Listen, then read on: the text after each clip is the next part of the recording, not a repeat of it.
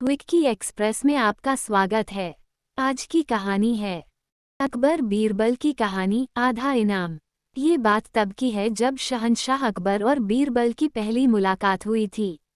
उस समय सभी बीरबल को महेश दास के नाम से जानते थे।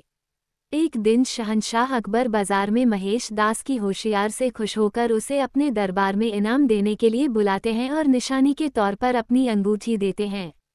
कुछ समय के बाद महेश दास सुल्तान अकबर से मिलने का विचार बनाकर उनके महल की ओर रवाना हो जाते हैं। वहां पहुंचकर महेश दास देखते हैं कि महल के बाहर बहुत लंबी लाइन लगी हुई है और दरबान हर व्यक्ति से कुछ न कुछ लेकर ही उन्हें अंदर जाने दे रहा है। जब महेश दास का नंबर आया तो उसने कहा कि महाराज ने मुझे इनाम देने के लिए बुलाया है और उसने सुल्तान की अंगूठी दिखाई। दरबान के मन में लालच आ गया और उसने कहा कि मैं तुम्हें एक ही शर्त पर अंदर जाने दूंगा, अगर तुम मुझे इनाम में से आधा हिस्सा दो तो। दरबान की बात सुनकर महेश दास ने कुछ सोचा और उसकी बात मानकर महल में चले गए। दरबार में पहुंचकर वह अपना नंबर आने का इंतजार करने लगे। जैसे ही महेश दास की बारी आई और वो सामने आए तो शहंशाह अकबर उन्हें देखते ही पहचान गए और दरबारियों के सामने उनकी बहुत तारीफ की। बादशाह अकबर ने कहा कि बोलो महेश दास, इनाम में क्या चाहिए।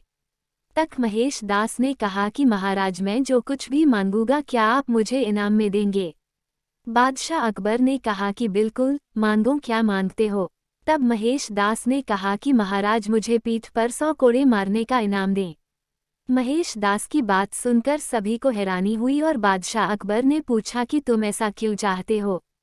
तब महेश दास ने दरबान के साथ हुई पूरी घटना बताई और अंत में कहा कि मैंने वादा किया है कि इनाम का आधा हिस्सा मैं दरबान को दूंगा। तब अकबर ने गुस्से में आकर दरबान को 100 कोड़े लगवाए और महेश दास की होशियारी देखकर अपने दरबार में मुख्य सलाहकार के रूप में रख लिया। इसके बाद अकबर ने उनका नाम बदलकर महेश दास से बीरबल कर दिया।